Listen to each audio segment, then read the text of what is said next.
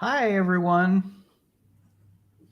Uh, I'm Rich Burroughs with Loft Labs, and I'm here with Guy from Commodore. How's it going, Guy? Hey, great, Rich. It's good to see you. Yeah, you too. So we're going to be talking with you all about unlocking developers' efficiency, about some ways that both Loft and Commodore can help you build dev environments and help developers manage them and figure out what's going on inside of them. So do we need to bring in the slide deck? Oh, here we go. Yeah, do you want to get into presentation mode there, Guy? Yeah. Oh, you can see the presentation mode over there. Yeah. Let me give it a try. Yeah, I'm seeing that left bar with all the slides.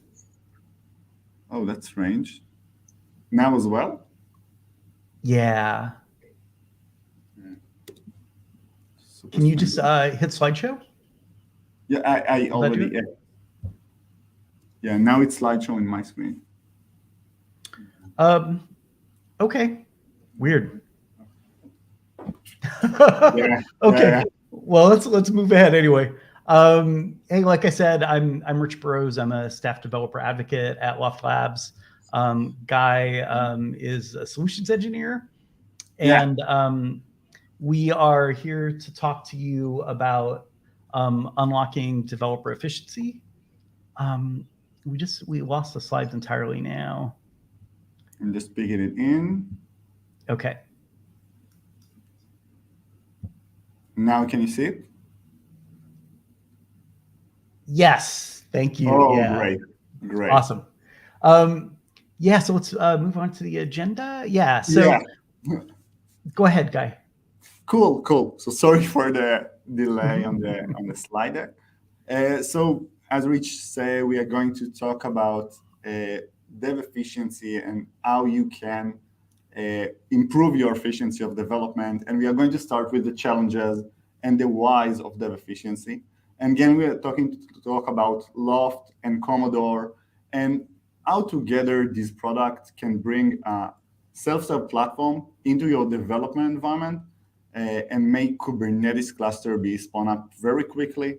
And then the developers within your environment can access, troubleshoot, and do a lot of things with it. We are going to show it on a live demo, which is going to be great.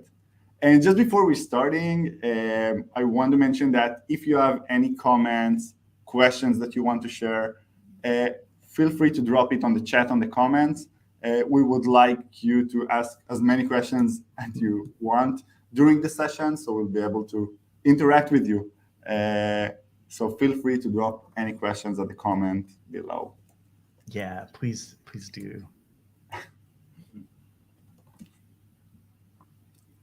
And yeah, so some of the big challenges to unlocking developer efficiency for people who are working with Kubernetes, bootstrapping easy, fast, and streamlined environments. You want something that's reproducible. Hey, Landon asked if there will be a recording afterwards. Yes, there will be, Landon. So yeah, so if you have to cut out early, that's okay. Thanks for coming. It's good to see you. But yeah, we'll be talking about some of the issues here. You want to be able to automate and bootstrap these environments really quickly. You don't want to depend too much on the platform or DevOps teams, right? Like hopefully this is going to be something that the developers can do themselves without having to open up a ticket and wait for someone else to do work for them. One of the challenges can be that the developers aren't necessarily going to be Kubernetes experts. And that makes a lot of sense, right? If you think about the fact that, when you're an application developer and you get hired at a company, you're there to build an application or a service to deliver some business value for the company, right? And that's what you get measured on, is what you deliver, and maybe even how much you're delivering, right? And there's not a Kubernetes quiz as a part of your evaluation, right? You're not getting judged on that. So some developers love Kubernetes and they love to learn about it, but not everybody does. And so you need to kind of be able to meet people at that level. Another big challenge is the Kubernetes in development as opposed to production. There can be a very different experience, and you can run into things where, issues that didn't come up in development because things are different there, and we'll talk more about that. And then another big challenge is onboarding new team members, and this is honestly, I don't think that I've worked in a shop yet when I was doing operations work that really nailed onboarding, developers. There was usually a pretty painful procedure to go through to get environments running. And even when people would get a new laptop, suddenly they're having to go through all that pain again. And so, what we can do to make it easy to spin people up in the first place is really important.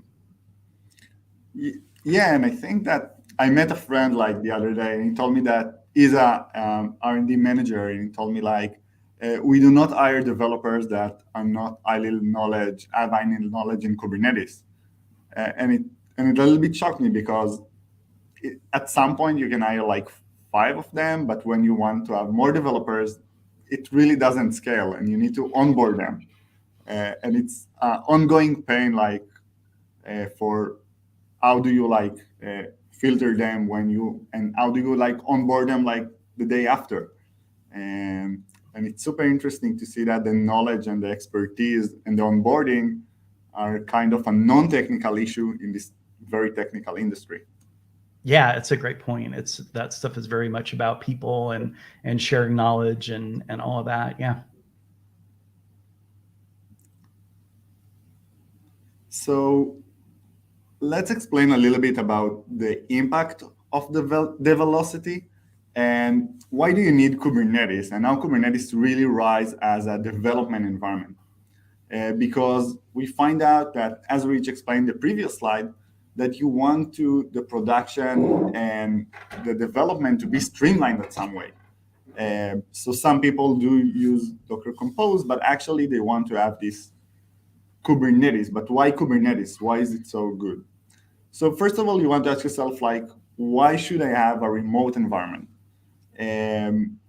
Because when you develop on local, and Rich explained, when you onboard a new people to the team, from the DevOps team, from the engineering team, you need to install some container runner like Docker or some other tool, and then you need to make sure that they have Docker Compose or some way to run their containers. And then you need, if they want to develop in Kubernetes, and which is a great benefit, then you need to install another tool. And eventually their laptop is pretty overloaded with tools they are not aware of.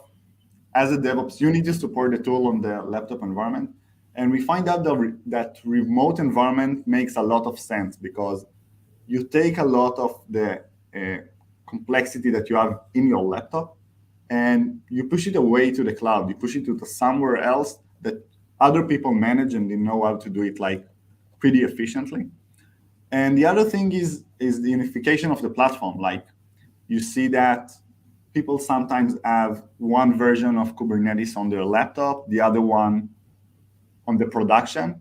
And when they test something, or they add a new API version spec, or they do something different, then there is a non-uniform promotion steps, because in the local environment, it's one environment, but in the production, it's completely different environment. And if they don't have Kubernetes on the laptop, it's even more ununified platforms to promote your images and artifacts. Yeah, I think that's a great point. And you definitely, hear about shops where it's very YOLO, when it comes to what people are doing on their laptops, right? Like they might be using even a different container runtime than other people are using or whatever, right? And again, it's, we don't want developers to have to think about this stuff. We don't want it to be artisanal environments, that people are having to like spend a lot of time on the care and feeding of. And I think this also ties back into what we were talking about Kubernetes expertise too, right? Again, we don't want the developers to have to be the Kubernetes experts and like maintain these local Kubernetes environments. Yeah, you find them like manage kind clusters or some local clusters instead of, or Minikube clusters instead of like writing code. In my past role, I was a developer, and I remember the day when it was not on Kubernetes. And I remember the day I hit like to upgrade the operating system, and it was 2 days for me to fix the environment with all the configuration and everything in place, and even like downgrade some of the packages installed automatically. It was a mess. I want every time I go to my computer that the environment will be the same. I mean, look at what happened when the M1 chips came out. Suddenly it was like you couldn't run some of the Kubernetes runtimes on your new Mac if you just bought it. So again, like there are people who do local development, and that's fine. If you work out a good way to do it. If you can make it really easy and reproducible. But I think remote development makes a lot of sense with Kubernetes, especially. Yeah, and I think what's great about Kubernetes that it's a self-serve ready platform, because you need to always define what you want the cluster or the environment to do for you. And then you get it, like Kubernetes does its magic and you get it. It makes it a lot more easier to bring people, show them like some easy way to use it. And you just define your resource, an API, basic ones, and you get everything up and running. In prior platform, you have to write a lot of automation on your own. You have to configure it on yourself. And Kubernetes is like, I think, what it brings is a lot of things, but this kind of ability to actually write what you want, make it self-serve for the users, just write a UI and some technology for it. And then you have like a really good self-serve platform that actually remove the complexity for you, because developers, as we say, don't want complexity. And it brings a lot of ease of use to it. And this is what I like. Yeah, I think that one of the great things about Kubernetes is that like a lot of these operational things that we used to have to figure out how to do on our own are just baked into the platform, and like one example I bring up a lot about this are like the liveness and readiness probes, that's stuff that like people were doing health probes before Kubernetes came along, but you had to figure out how to do that and build a way to do that. And now all these things are like baked into the platform. And that means that there's no like legislating how they work. You don't have to agree on what, how it should work. It's just all there. It's part of the platform. But yeah, again, we want to do whatever we can to make this really easy for developers and make it so they don't have to think about Kubernetes too much. So yeah, some of the things that we're looking to do with self-service especially is, we want the devs to be independent and self-reliant. We want them to be able to do their work without having to, run to the platform team all the time with problems. Having a self-serve platform empowers devs to own their own apps end to end. And developer happiness, I think this is so important. And there's more and more people talking about it, which makes me happy, because I think that, that people who enjoy what they're doing, like nobody wants to be sitting around waiting for someone to do the thing in a ticket, to get them access to an environment or something like that.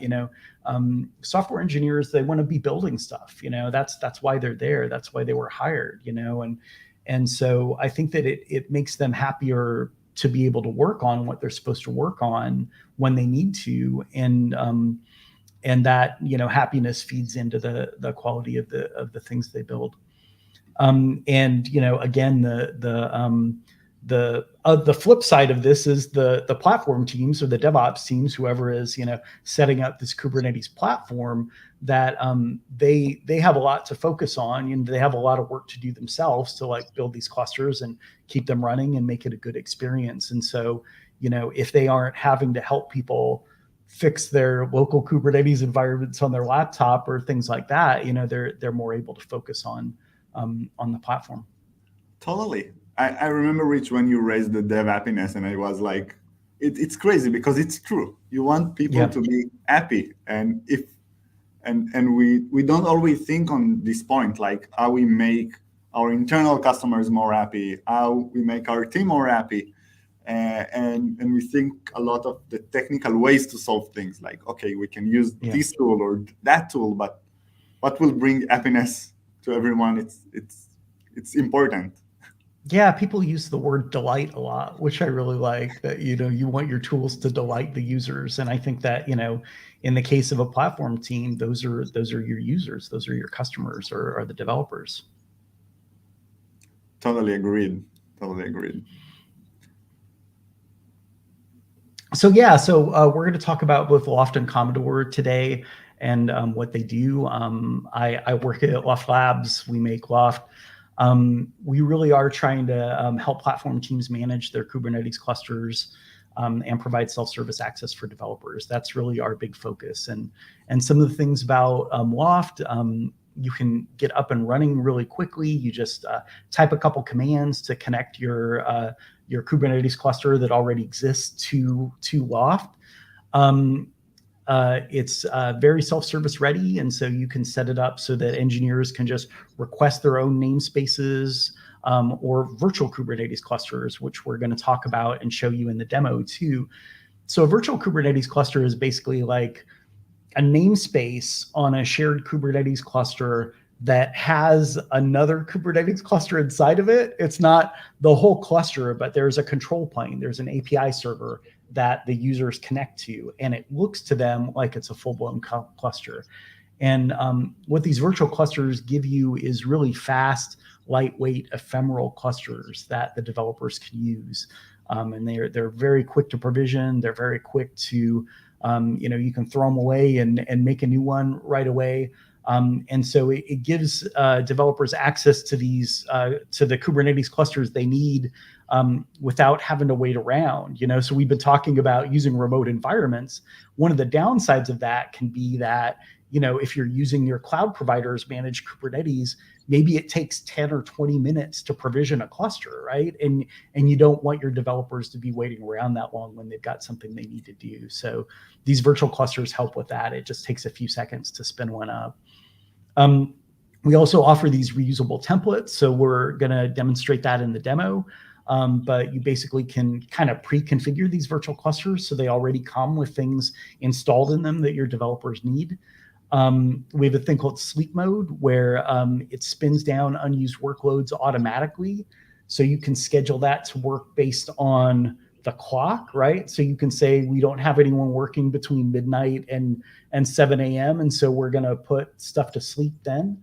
Or you can do it based on activity too. So it can say, hey, I haven't gotten a request from anyone for half an hour, so I'm going to spin stuff down. And the nice way about it is that it's actually done in a way that it doesn't destroy the stuff. It's all still there. It's just that the containers that are running the workloads themselves go away. And so it only takes a very brief amount of time to spin it all back up. And then we do have built-in SSO integrations that are pretty standard too. Yeah, and I think that this suite, like the first time I gave it a try, it was amazing because you can use it for so many use cases for ephemeral developer environment. Also, if you want this like staging or CI environment, when you want like to see a full-blown cluster in the environment, it was amazing to see it for the first time for me. It was a month ago, and I see the improvement all the time. And it's great to see how much value this kind of tools together, the virtual clusters, the reusable environment, the sleep mode can bring together and to make users much more efficient. Yeah, that's a really great point, Guy. We are, focused very much on development environments today. That's like the story that we're talking about. But you can use Loft for, any situation where you're using Kubernetes. The same with Commodore. Why don't you tell us about Commodore? Yeah, I will explain a little bit. Maybe we can first, talk about the installation first. Yeah. So the Loft installation, oops, we lost the slides for a second.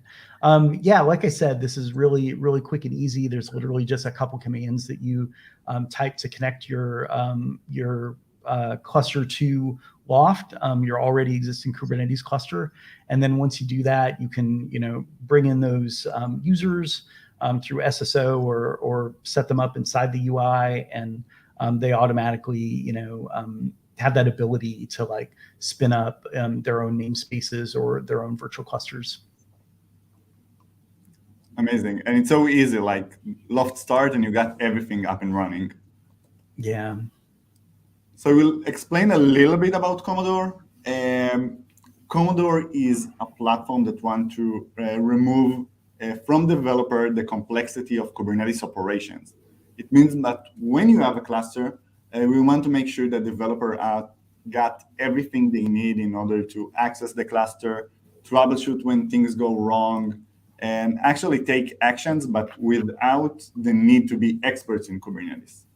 So we put in a lot of things to make sure developers got like tool with developer mindset, with applications, with services, with all the terms and the things that developers actually need in the day-to-day work. And make sure that they don't need to like go to the DevOps, go to the SRE, ask questions that can be solved in a matter of seconds if the information was already available for them. It's cool because you can connect a lot of clusters together and make sure the developer can see only what they care about.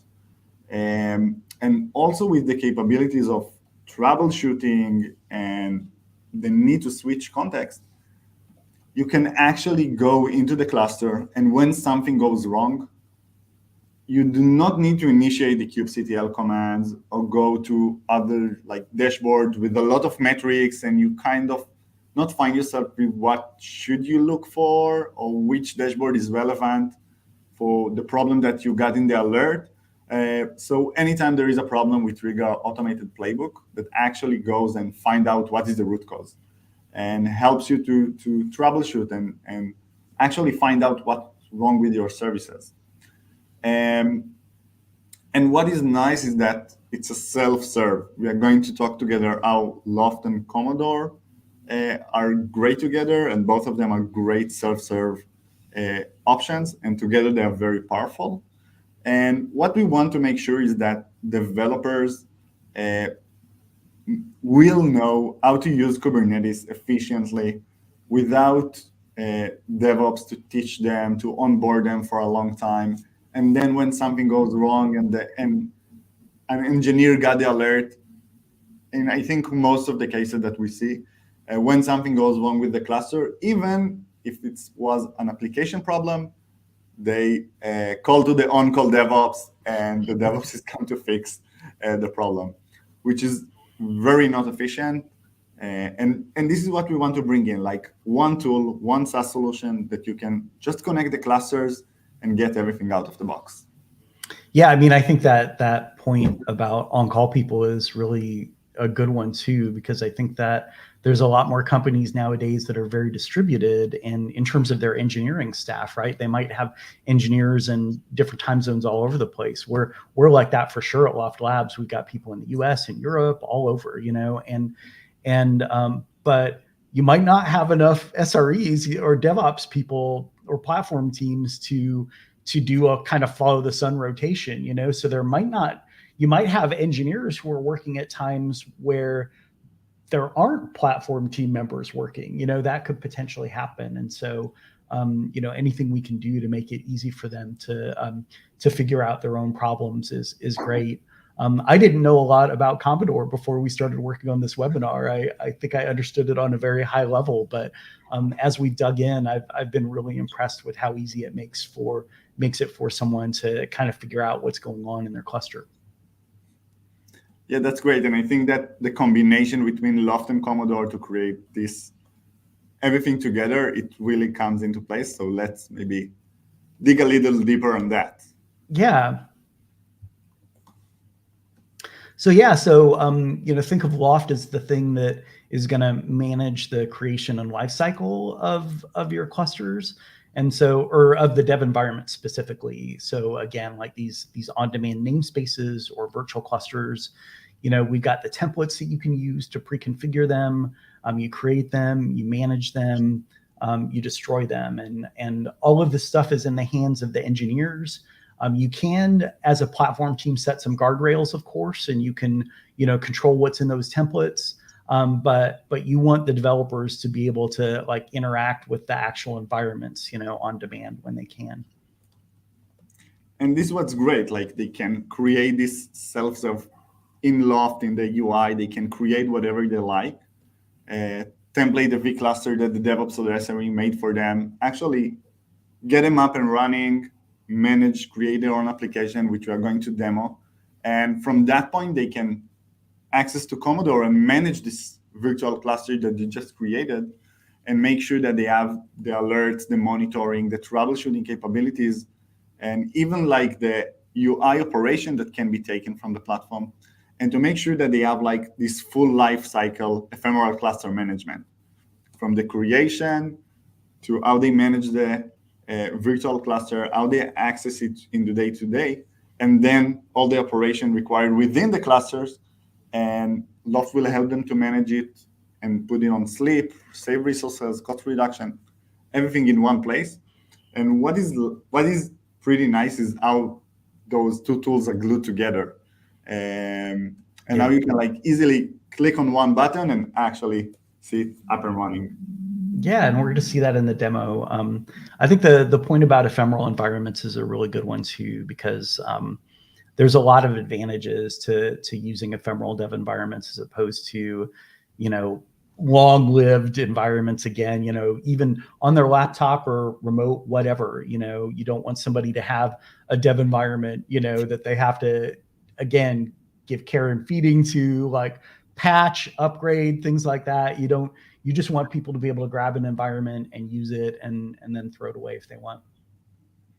Yeah, this is what all cloud about. It's amazing because cloud is all about ephemeral resources. I want this instance. Yeah. Something is broken with it. I don't know what. I don't even bother to troubleshoot it. I just want to throw it away and bring a new one. And when it comes to Kubernetes and developer environment, it's not like that. You manage the cluster, you manage everything, and it's amazing that the paradigm within the cloud is broken, but within dev environment, there is a lot of effort and things that people need to understand and develop and to make sure it's more ephemeral and more dynamic as the cloud itself. Yeah, absolutely. And so we are going to show you a demo now that Guy has put together. It's very exciting. It's going to show you both the Loft and the Komodor sides of this. So yeah, we'll get up and running with that. Let me just share my screen. Yeah, and again, folks who are watching, if you have any questions, let us know. We'll be glad to take questions as we run through this, or we have some time for Q&A at the end as well. Yeah, so I will explain what we want to show you today is a demo of two use cases. One is how DevOps or SRE can create and configure the environment using Loft, how it can create the application and we are going to explain how it's going to happen, but how it can create and make everything pre-baked for the developer and how easy it is. And then we are going to show more a developer use case when a developer actually logging into Loft and wants to bring up a new ephemeral environment with its own application in it. So we will start with the configuration one, see how easy is to configure those, and then we will jump into the creation of those. Awesome. So let's start with the applications. the application is like the way for us to build in our application into Loft, right, Rich? Yeah, so you can share some standard applications, and there are some that come pre-configured in Loft that you can just use, or you can set up your own, as Guy has done in this case for the demo. So he's added this Commodore one. Yeah. So what I did in here is actually I created the Commodore one using the Commodore Helm chart to make sure that each cluster that we want to make sure it's up and running will have Commodore in it, because we want to make sure that when the cluster started, we have the Commodore agent runs within the cluster. But also we added some applications in it. So we want the clusters not only to have Commodore in it, we want to make sure that it's already started with some applications, some mocks. It depends on what we want in their environment. So we added some resources. We call it the application deployment. It's easy because you can configure it using YAMLs, Helm, GitHub, whatever configuration, source control, artifacts, management tool that you're using. And then you just put the values, and it can bring in even values from the V cluster itself, which I'm going to show you later. So when we started, we created two apps. The Commodore one, it takes 3 minutes to configure both Commodore and the application deployments. And what we want to do next is make sure that each one of the virtual cluster that the developers are going to spawn up in the environment is going to have the both applications. So we are going to the virtual clusters, and we will create a virtual cluster template. I'm showing, like in the demo, everything in the UI, but obviously everything in here is infrastructure as code. So there are CRDs, and you can configure everything using CRDs. You don't need to go into the UI and click on the links. Yeah, there's a Loft CLI as well that's really, really good. One of the things that I really like about Loft is that it really is very Kubernetes native. The people who designed and built the product are Kubernetes people, right? And they did things in Kubernetes ways. So it's really friendly to platform engineers who already are used to working with clusters. Yeah, and all the terms and everything like very straightforward. And when I wanted to configure it, it took me like I think 20 minutes to see everything that we show you at the demo. And so it's pretty easy and straightforward, and you can see like how they build it to Kubernetes with everything as YAMLs, everything configured very easily. So if you are speaking the Kubernetes language, it will be native for you to go in here. And if you're not, it will be very easy for you to create what you need. So this is like the virtual cluster template. What it allows us is to create some virtual cluster template. Then when a user creates it, all the application will be baked in. We can configure what we want to call it, obviously. If you want a specific Kubernetes version, and there are many, you can use those. But what we want is to add our application into it. And what it allows us, all this virtual cluster, is to bootstrap a new environment with our application. So we can see that we added the Commodore application and the deployment of our application in it.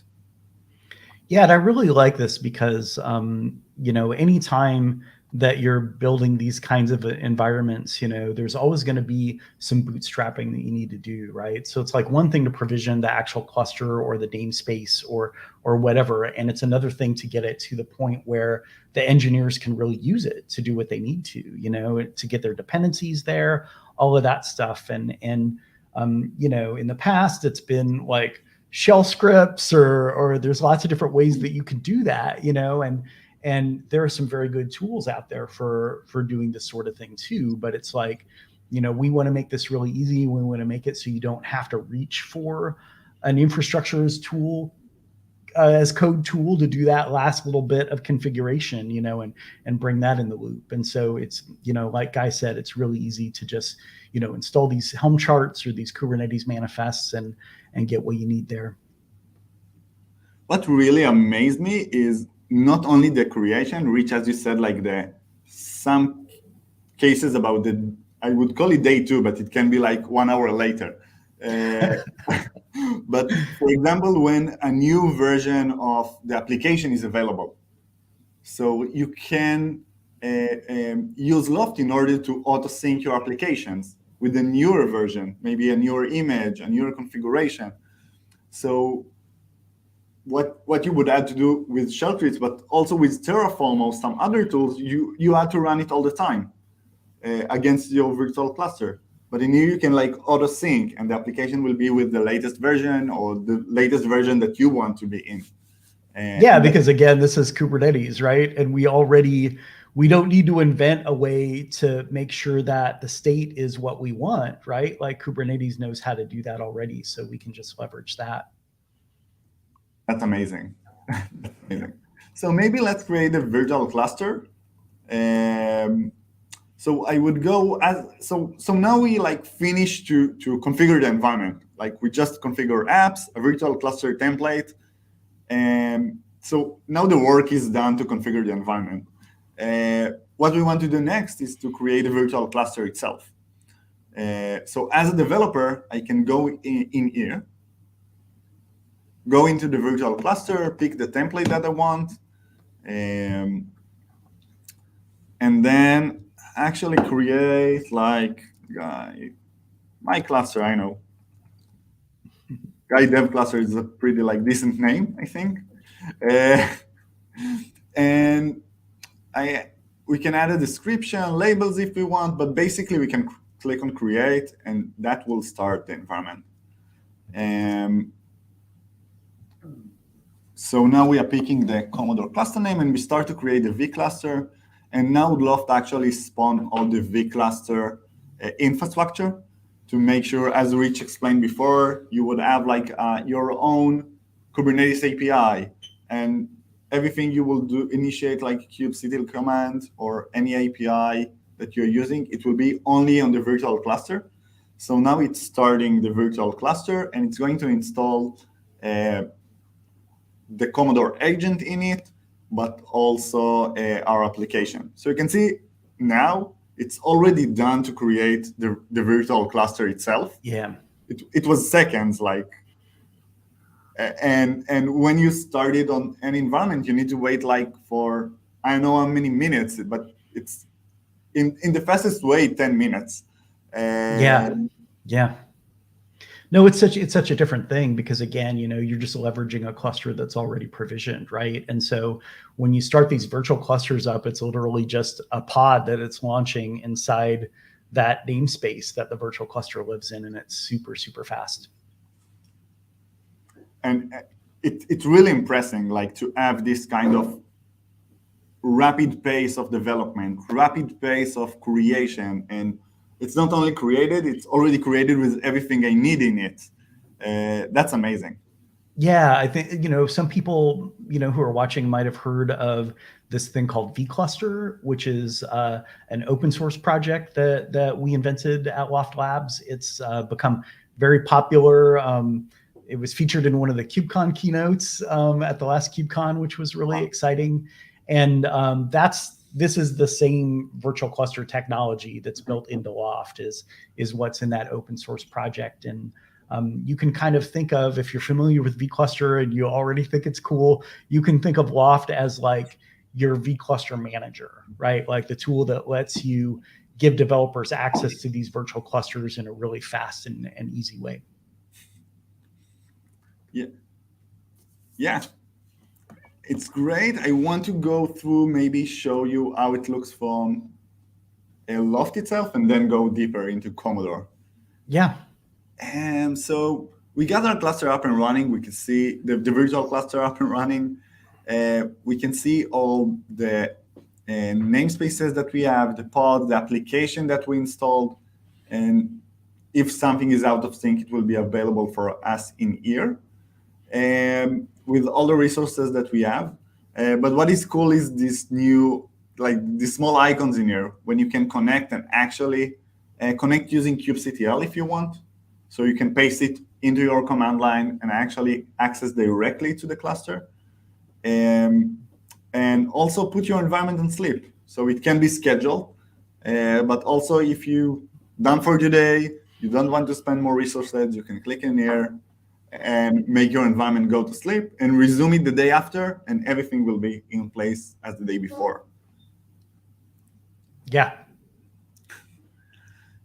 So now the virtual cluster is up and running, and we want to understand what is the status of the application. So let's say we develop a new branch, a new feature, and we want to test that. So I will show you in Komodor a little bit. Rich, is there anything else that we want to cover in here? No, I think that you've explained things really well. The one thing I guess that I'd mention is that I really liked what you did with setting up the application to install automatically, and the fact that, you know, when you launched this new virtual cluster, you know, and you said, I want to install this app, you know, you had a place where you could specify parameters, you know, so that you could, you know, pass on the name of the cluster or things like that. So that way, you know, you could kind of match this up with what you end up seeing in Komodor. I think that's really cool. Yeah. So now, like, we finished with the creation of the virtual cluster, and we want to see what's going on. So we will go to Komodor, and basically, as a developer, I want to see what I own.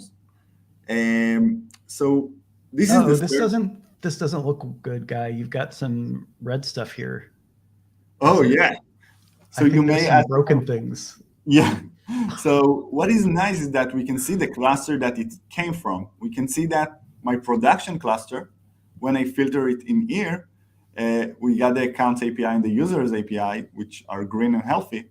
But in the cluster that I just started, they are unhealthy. So let's dig a little bit deeper and find out why is that. And this is I'm glad you didn't break production. Yeah. Not today. Yeah, not today, and obviously it's a demo, so able to create healthy production. But I would say that I like that people sometimes push things to production, and they are able to get like a very fast feedback on that, because things will go into production. It will happen from time to time, but obviously we want to make sure that it's pretty fast and stable.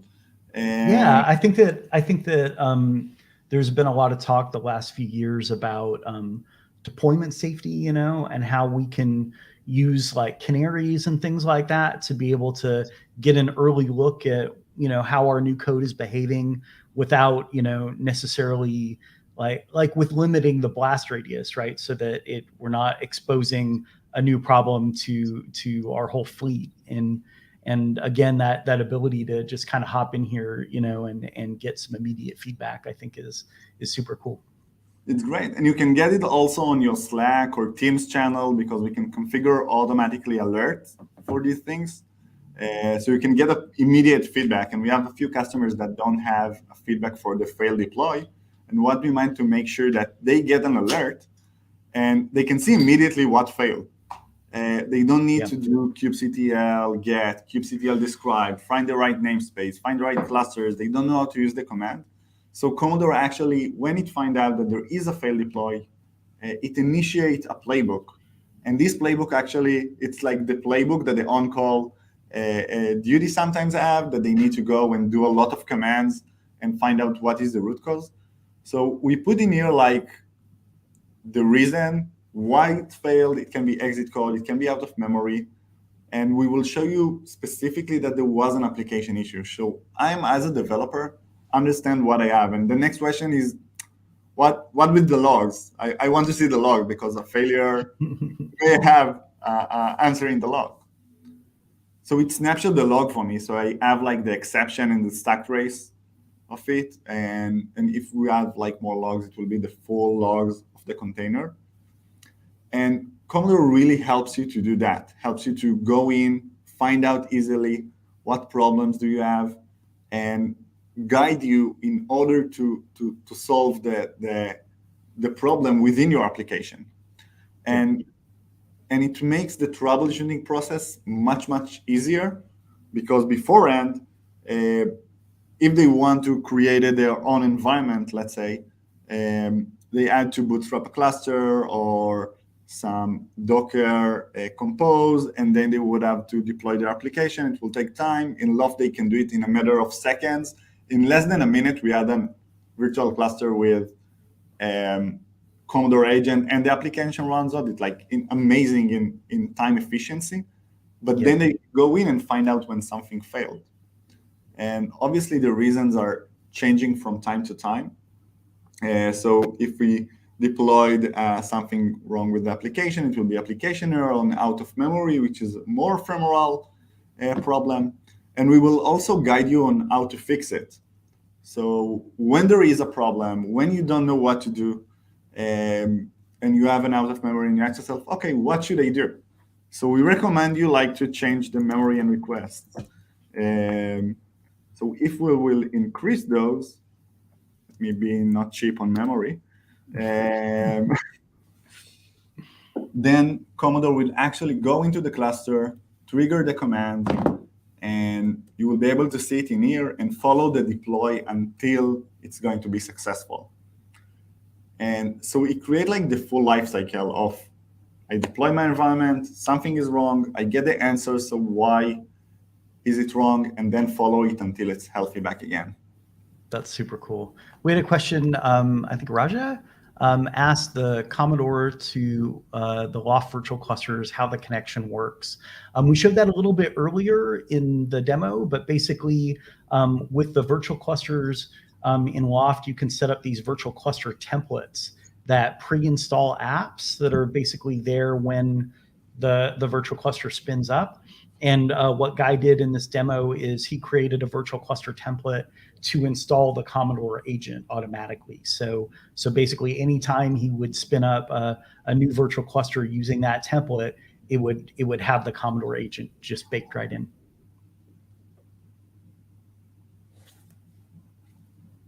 Yeah, it's a great explanation of the idea. It's not only Komodor, you can put in everything that you want. And that's what's great about it. Yeah. And so I think we are done with the demo. I will explain a little bit that we have more capabilities around each resource that you have, and we trigger like a lot of rebooks. So we were specifically about developer efficiency, and we find that developers like this kind of idea to see what they have in place, what they did recently, and how we can help them to fix it as fast as they can.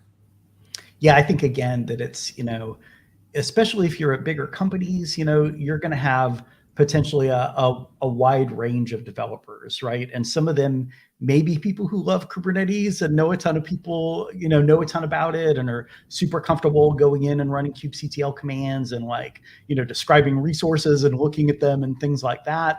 That might be stuff that they're super comfortable doing. And you may have other developers who really dislike Kubernetes and don't want to have to run a kubectl command if they can avoid it. So what I love about this kind of solution, is that you've got a system where somebody who loves the CLI can use that. They can create a new cluster and do all of that through the CLI.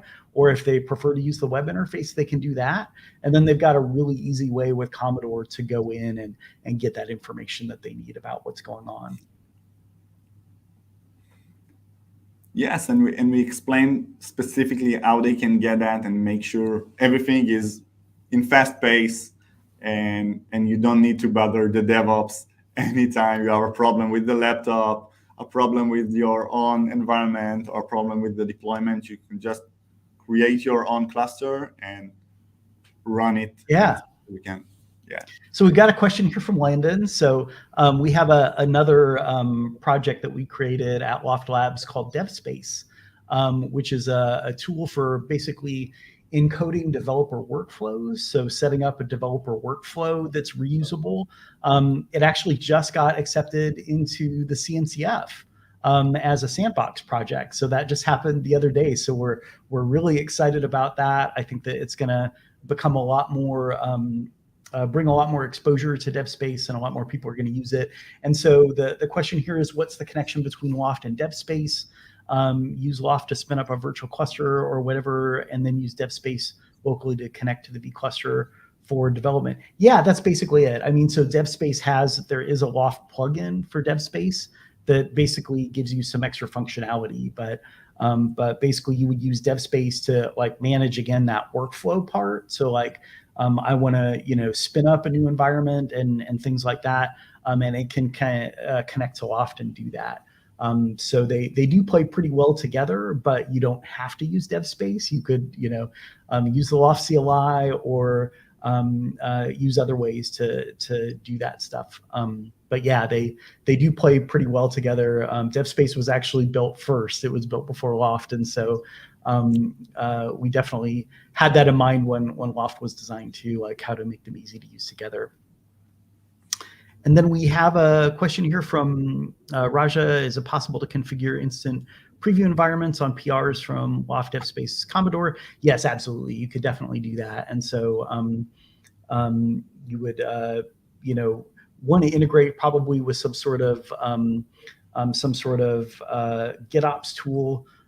We actually just recently released an Argo integration for Loft, so that's one way you could potentially do that. Yeah, and I have to say that we have a few customers that are using Komodor for PR or CI environment, and I think with Loft it can be even more powerful because it will not be this namespace. When you packed in everything that you have, you are able to run, let's say, a virtual cluster, like a full cluster of your application, and make the CI much more real life example than you have today. Yeah, and again, we've really been focusing on development environments today, but I think CI is another really, really good use case for both of these tools. These virtual clusters, especially if you're running, a pipeline that's got, a bunch of tests in it, a really big test suite, you might potentially want to create clusters, run some stuff, and then throw them away, right? And start from scratch again. That's a pretty common pattern in tests, to be able to just kind of throw all your state away and start over. And again, with these virtual clusters, it just takes seconds to request a new one and get it up and running. Well, I think that that's everything we wanted to cover. I really appreciate you all coming and asking questions. The video will be available if anyone happened to pop in halfway through and you want to see the rest. But it's been super fun to be able to share this stuff with you. I've really enjoyed working with you, Guy, and the rest of your team. And thanks so much for putting together that great demo. Thank you very much. It was great honor and great joy for all of us. All right. Yeah. Yeah. All right. Well, thanks a lot again for watching, everyone. Thank you.